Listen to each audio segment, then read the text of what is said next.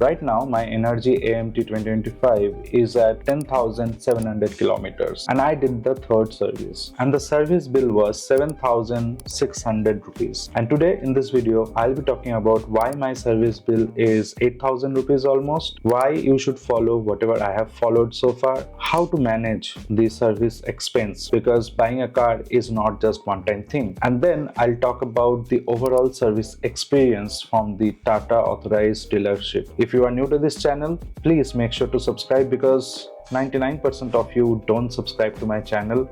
So if you do that, that will motivate me. And without wasting any more time, let's get right into it.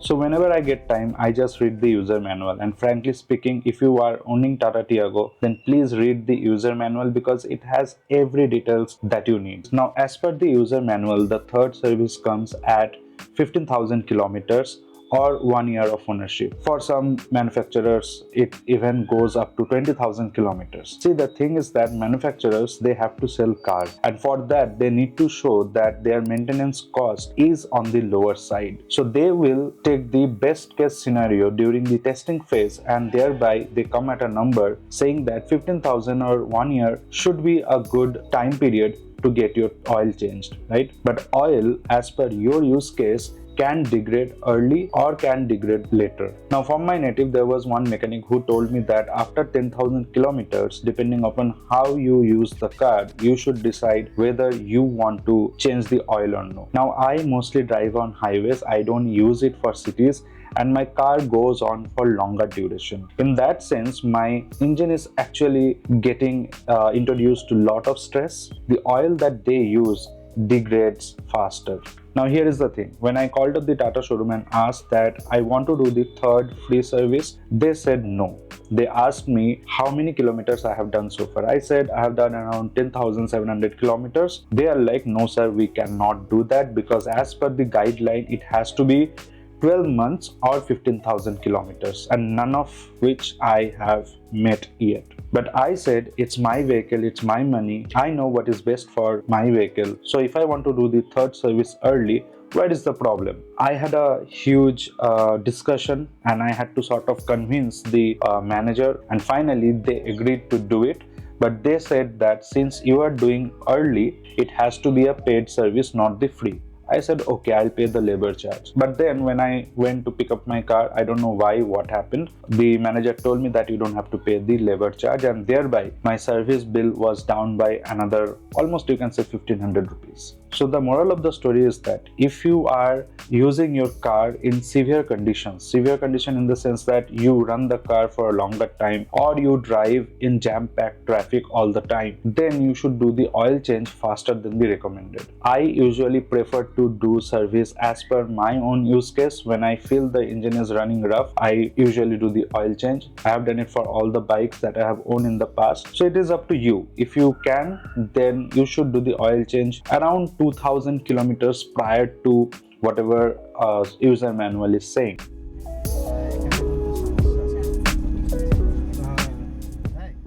And there is another reason why my service bill is almost 8,000. When you go for third service, right, they will ask that whether you want to go ahead with the fully synthetic or you want the regular oil. Now it is completely fine to use the regular oil, and that will bring down your cost almost by half. Then why I chose the fully synthetic oil? When you do the oil change, you have two options, 0W20 or you can use 0W30. Now the 0W30 is the fully synthetic oil. The reason I went ahead with the fully synthetic oil is because in the longer run, it reduces the engine wear and tear. But if you are someone who doesn't want to keep the car for more than 4-5 years, there is no need of fully synthetic oil. लेकिन वही जगह पे अगर आपको ज़्यादा time तक car रखना है, if you want to keep it for 10 years or 12 years, even beyond that, then starting off with the synthetic oil is recommended. Again, it's a personal choice. Whatever you can afford, whatever you feel the best for your car, you can go ahead with that. But people like me who has only one option, one car, and that car has to last everything, highway, city, emergency hospital visit, everything it has to witness, right? And with that being said, the fully synthetic oil that I have used costs around 6,000 rupees. So that's the major chunk of the service bill.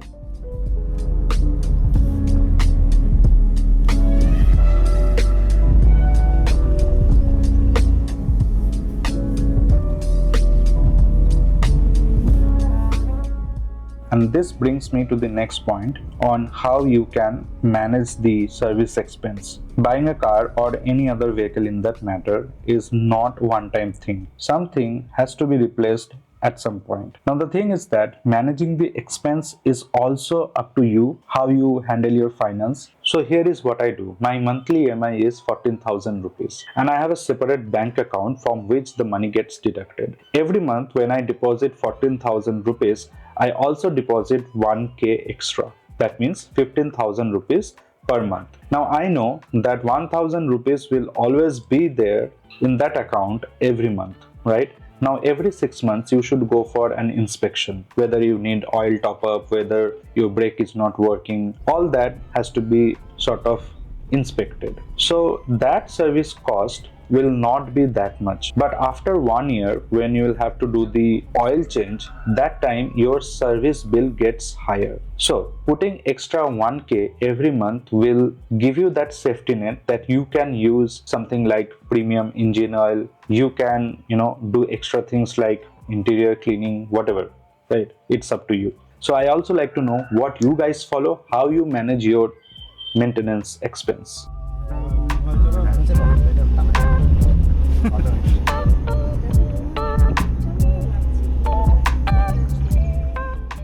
Now here is the climax of today's episode, and in this section I'll be talking about what do I feel in terms of Tata's after sale service. So I come from a very small town in West Bengal. My first 2 services, it has been done in my hometown service center. Now there is a stark difference between small town service center versus a service center from city like Bangalore or any other metro cities in that matter. So in my hometown, since it's a small town, right, they hardly have around 50 or so cars in their working station, and they take their own sweet time to do the maintenance because there is no rush in that sense. They definitely try to upsell a lot many things that you don't need, but apart from that they provide a good attention. But here in Bangalore, the moment I entered the service center, it was a cultural shock for me. The sheer volume of cars is something to look at. So therefore I understood that it won't be possible for me to sit there and look at my car getting serviced. This is something that I personally appreciate when servicing center gives you. There is no other satisfaction like this when you see your vehicle getting serviced right in front of you. And in my hometown, it is possible again because there is less number of cars. Now in the first 2 service, there is no major work, right? It's only the 3rd service that is the major one. But still, in the first and the second service, I got lot of insights from the mechanic itself because I was present there. And every time they did something, they always asked me. Not that in Bangalore they do not ask you, but they will ask you in terms of email, or you'll have to go to the app. In the app, you will see the approval or rejection. I get the point because they are dealing with large number of cars. What I have understood that from a small town to big cities like Bangalore, the labor charge for things like tire rotation, wheel alignment is pretty high. For an example, front wheel alignment and check. For that, they have charged me 700 rupees. Balancing wheel is 500 rupees again. So back in my native, when they will do wheel alignment, tire rotation, all of these are pretty reasonable. I get it, this is what it is because they are running a big service center and they have to pay their EMIs, they have to make profit in order to keep those mechanics alive, right?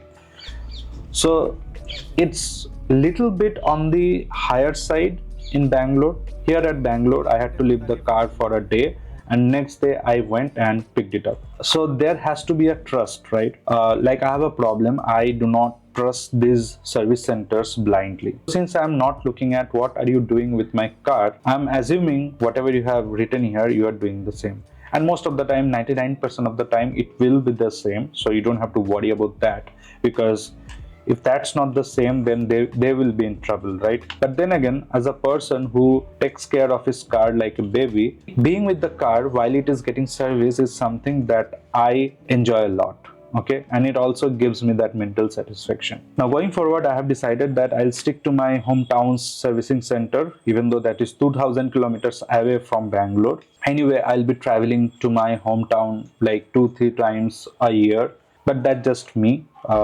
you can call me crazy, but this is how I am. And driving a car or riding a bike on open highway is nothing but a meditation for me. So overall, I'm happy with the service that I have got in KHD Motors in Whitefield, Bangalore. If I'm in Bangalore, I'll definitely visit that service center once again. But overall, after doing the oil change, my car is feeling much more smoother, especially with that synthetic engine oil. There is little bit of vibration because of 3 cylinders, but once the car is in motion, I don't feel anything. Like it's proper makhan butter एकदम. ठीक है, तो आज के लिए इतना ही. Do let me know what you feel about the Tata service center, whether you have some horrible experience. Put that in the chat. If you feel like this is something that helped you in any ways, then please make sure to subscribe. And as always, I'll see you in the next one. Bye bye.